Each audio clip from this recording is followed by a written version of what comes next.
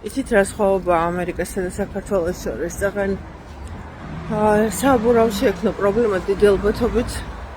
ლურსმანს გადავუარეთ ხო ვიფიქრე და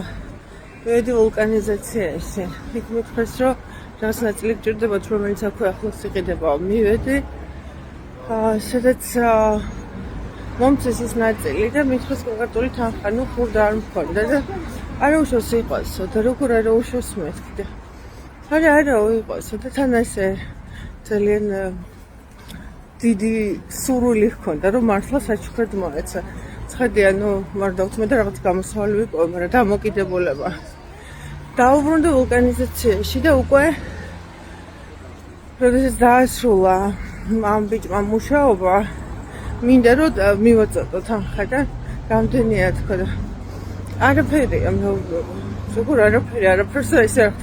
არაფერია ასე თუ ნუ ხა იქიდანაც ისე არ წამოსვლა მაგრამ სანამ ხო მივედი ამ ვულკანიზაციაში და ეს ადამიანი მუშაობას დაიწყებდა უკვე სანამ საბურავზე დაიწყებდა იქ სხვა იყო რიქსი და რამდენი დრო დაგჭირდებათ მეთქი და დაახლოებით 10 წუთია და ის ვინც იქ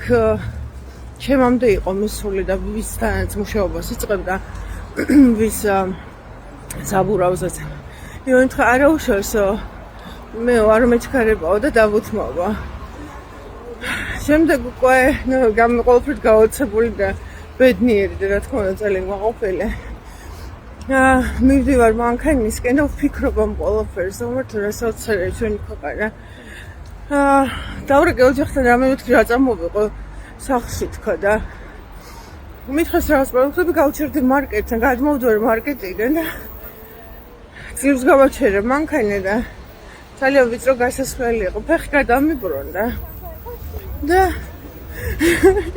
არ ვიცი ბოლოს როდის დავეცი მაგრამ დავეცი და მომცვიდა ხალხი ერთი ორსული ქალბატონი თვითონ რომელიც საკმაოდ დიდი მუცლით იყო რამე ხორ დაგისავდეს მეთქი არაფერი კარგად ვარ უღრმესი მადლობა ავდექი ტკივილიც არ მივხსნა ეთყობა ეს ემოციური ფონი მქონდა ბედნიერების და პასიჯო სტილს ვერ თქნობა ალბათ რა მე მოვიდა ვიღაც მამაკაცი ვინც შეიძლებაო პალტო გაგიფერთხო ცოტა დასრილიაო და გაგიწმა და არ ვიცი ამერიკაში როგორ ხდება